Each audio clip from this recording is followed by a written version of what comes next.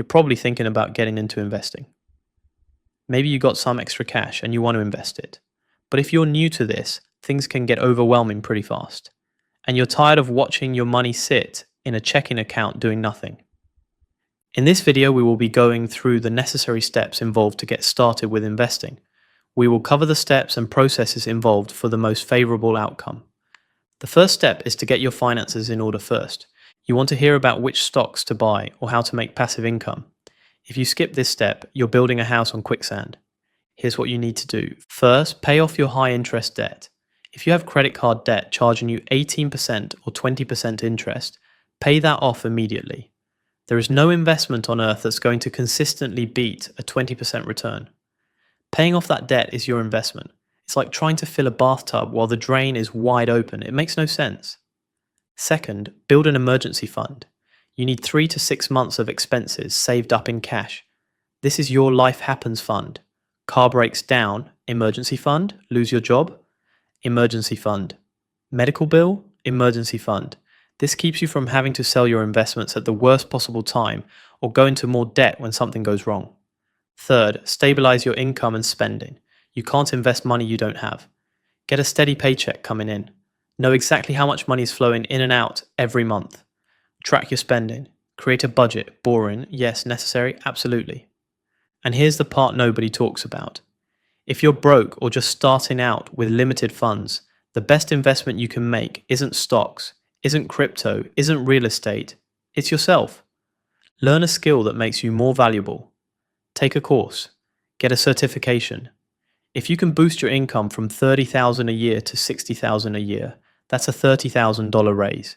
That beats any stock return you'll get on the $500 sitting in your account. Invest in your brain first, then invest your money. So before we talk about stocks, ETFs, or any of that, make sure your foundation is solid, because without it, everything else crumbles. Step 2. Know yourself before you invest. Once your finances are in order, you've paid off the bad debt, you've got your emergency fund, your income is stable. Now what? Most people start copying what other people are doing without understanding themselves first. Your friend's investment strategy might be completely wrong for you. And here's why. First, you need to define your goals. What are you actually investing for? Are you investing for retirement 30 years from now? Are you saving for a down payment on a house in 5 years? Do you just want financial freedom so you can quit your job someday? These are completely different goals that require completely different strategies. You can't just say, I want to make money. That's too vague. Get specific. Second, know your risk tolerance. It's easy to say, yeah, I can handle risk when the market's going up and everyone's making money. But what happens when your portfolio drops 30% in a month? Are you going to panic and sell everything? Or can you actually stomach watching your account balance drop and still hold on? Be honest with yourself. Some people can handle the volatility and sleep fine at night. Other people check their portfolio every hour and have a panic attack when it's down 5%. There's no shame in preferring stability, just know which type of person you are. Third, your time horizon matters a lot. If you're 22 years old and investing for retirement, you've got 40 plus years ahead of you. You can take bigger risks because you have decades to recover from market crashes. Stocks drop 40%, no problem, you've got time for them to bounce back. But if you're 55 and planning to retire at 60, you can't afford to be that aggressive. You don't have 20 years to wait for the market to recover. You need to protect what you've built and play it more conservative. The younger you are, the more risk you can handle. The closer you are to needing the money, the safer you need to play it.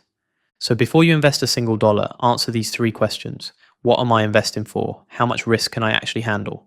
And how long until I need this money? Once you know the answers, then you can start building a strategy that actually makes sense for you. Step 3. What does rich actually mean to you?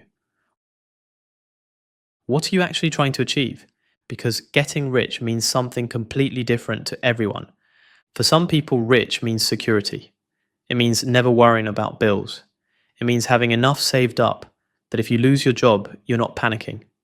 It means sleeping well at night, knowing your family is taken care of. For other people, rich means luxury. It means the sports car, the beach house, the designer clothes, the ability to travel first class whenever you want. It means excess, not just comfort. If your goal is security, paying off your house, having a solid retirement fund, building generational wealth for your kids, you're probably going to invest more conservatively. Index funds, bonds, real estate. Slow and steady wins the race. But if your goal is luxury, if you want that Lamborghini in 5 years, you're going to have to take bigger risks, high growth stocks, maybe some calculated gambles, possibly starting a business. The conservative route isn't going to get you there fast enough. Your goal dictates everything. It dictates what type of account you open. Retirement account, brokerage account, real estate investment. It dictates your risk level. Are we playing it safe or swinging for the fences? It dictates your entire strategy. Long-term buy and hold, active trading, real estate flipping. Step 4. Where do you actually start? If you're brand new to investing, my advice is for you to start with the stocks. Stocks are the best place to start for 3 reasons. First, they're accessible. You don't need $100,000 to buy real estate. You don't need to be an accredited investor to get into private equity. You can literally start buying stocks with $100. Some platforms even let you buy fractional shares, so you can own a piece of Apple or Tesla with $20. Second, they're liquid. That means you can turn them back into cash whenever you need to. You can't exactly sell half your rental property if you need money next week. But stocks, you can sell them in seconds and have cash in your account in a few days. Third, they're predictable. Not in terms of which way they'll go, nobody knows that. But the system is predictable. The stock market has been around for over 100 years. There are rules, regulations, and historical data. So here's what you do. Step 1. Open an investment account. You've got 2 main options. A brokerage account. This is a regular investment account. You can put money in, buy stocks, and pull money out whenever you want. No restrictions. But you pay taxes on your gains. Or a retirement account like a 401k or IRA. The money grows tax-free or tax-deferred, which is amazing. But there are rules. You generally can't touch it until you're 59 and a half without paying penalties. If your job offers a 401k match, max that out first. That's literally free money. Then open a Roth IRA if you qualify. Then, if you still have money to invest, open a regular brokerage account. Step 2. Use tax advantage accounts when possible. Why pay more taxes than you have to? If you're investing for retirement, use those retirement accounts. The tax benefits will save you thousands, maybe even hundreds of thousands over your lifetime. But if you're investing for a shorter term goal, like buying a house in 5 years, you'll probably need a regular brokerage account since you can't pull money from retirement accounts without penalties. Step 5. Actually start investing. You're never going to time it perfectly. Nobody does, not even the professionals. So instead of trying to be perfect, just start. But do it smart. Start small and be consistent. You don't need to dump your entire savings into the market on day one. In fact, you shouldn't. Start with whatever you're comfortable losing while you learn. Maybe that's $50. Maybe it's 500. Whatever lets you sleep at night. The key is consistency. It's better to invest $100 every single month for years than to throw in $5,000 once and then disappear. Consistent investing builds the habit and takes advantage of something called compounding, which we'll talk about later. Step 6. What should you invest in? Don't buy individual stocks. Not yet, anyway. I know that sounds boring. You want to hear about the next Tesla or the next Apple. You want to pick the winners and get rich quick. But even professional fund managers who do this for a living can't consistently beat the market. Instead, start with S&P 500 index funds, or ETFs. If you're confused by those terms, let me break it down real quick. What's a mutual fund? It's a collection of stocks bundled together and managed by professionals. You buy into the fund and you own a tiny piece of all those stocks. Someone else picks what goes in and out. What's an ETF? It stands for Exchange Traded Fund. It's basically like a mutual fund, but it trades on the stock market like a regular stock. You can buy and sell it anytime during market hours. What's an index fund? It's a type of mutual fund, or ETF, that tracks a specific index, like the S&P 500. It's not actively managed. It just mirrors whatever that index does. And here's the best part. Because nobody's actively managing it, the fees are super low. So what's the S&P 500? It's the 500 biggest companies in America. Apple, Microsoft, Amazon, Google, Tesla, all the heavy hitters. When people say the market went up today, they're usually talking about the S&P 500. Example time. Let's say you want to start investing. You open a brokerage account and search for Vanguard SRT and P500 ETF. The ticker symbol is VOO. You buy shares of VOO. You now own a piece of 500 companies. Apple, Amazon, Netflix, you own all of them. And you did it with one purchase. The expense ratio, basically the fee you pay, is like 0.03% per year. That's insanely low. You're keeping almost all of your returns. This is a strategy that Warren Buffett recommends for most people. Not picking individual stocks, not trying to time the market, just buying low-cost S&P 500 index funds and holding them for decades. It's simple, it's boring, and it works. Should you only invest in the S&P 500 forever? Not necessarily.